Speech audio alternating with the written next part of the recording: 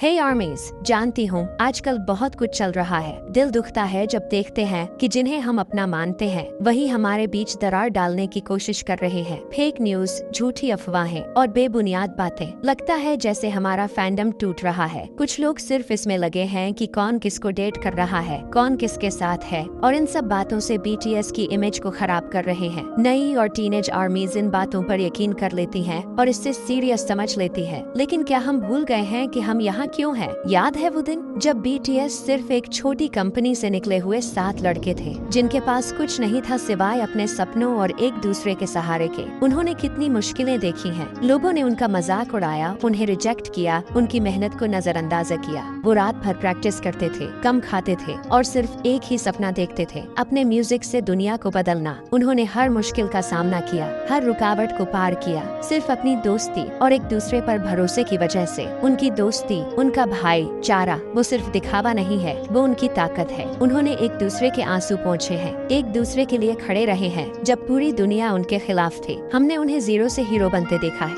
उनकी मेहनत, उनका जुनून और उनका सच्चा दिल ही है जिसने उन्हें यहाँ तक पहुँचाया है। और इस सफर में हम आर्मीज उनके साथ थे। हमने उनके हर गाने को सुना, हर परफॉर्मेंस को देखा, हर मुश्किल में उनका साथ दिया। हम एक फैमिली है, एक मजबूत रिश्ता है हमारा। लेकिन आज जब वो इतनी ऊंचाइयों पर है तो कुछ लोग उन्हें नीचे गिराने की कोशिश कर रहे हैं। यहाँ तक कि हमारे क्यूट से जेके ने भी अपने लाइव में कहा, कुछ लोग हैं जो मुझे नीचा दिखाना चाहते हैं या शायद मुझे मारना चाहते हैं, क्योंकि बहुत लोग होंगे जो मुझसे नफरत करते हैं। उसके आंखें नम थीं। वो हमें बहुत कुछ बताना चाहता था लेकिन उसने खुद को कंट्रोल किया। उस लाइव में जेके ने जो कुछ भी कहा है ना आर्मीज, आज तक हमारे जेके ने कभी भी ऐसा कुछ नहीं कहा, न कुछ जाहिर होने दिया। शायद वो उस लाइव में भी कुछ नहीं कह पाता। अगर उसने ड्रिंक ना किया होता हमें पता नहीं चलता। वो बहुत इमोशनल हो गया था। और हमारा स्वीट भी। आर्मीज, तुम लोगों ने भी नोटिस किया होगा कि उसके लाइव में भी उसके आंखें नम थी, जैसे उसके दिल में बहुत सी बातें हों। तभी तो मैं कहती हूँ कि वो सब जानते हैं, उन्हें सब पता है, वो हर एक चीज से वाकिफ हैं, बस जाहिर नहीं करते। ये फेक लोग, ये हेटर्स, ये सिर्फ अफवाहें फैलाकर हमें कमजोर करना चाहते हैं। ये डेटिंग रूमर्स, ये झूठी कहानियाँ, ये सब सिर्फ हमारा ध्यान भटकाने के लिए है, ताकि हम बीटीएस के असली मकसद से भटक जाएं, उनके म्यूजिक से दूर हो जाएं और आपस में लड़ते रहें। क्या हमें याद नहीं कि बीटीएस ने हमें क्या सिखाया है? लव योरसेल्फ, स्पीक योरसेल्फ, अपने आप से प्यार करो, अपनी आवाज उठाओ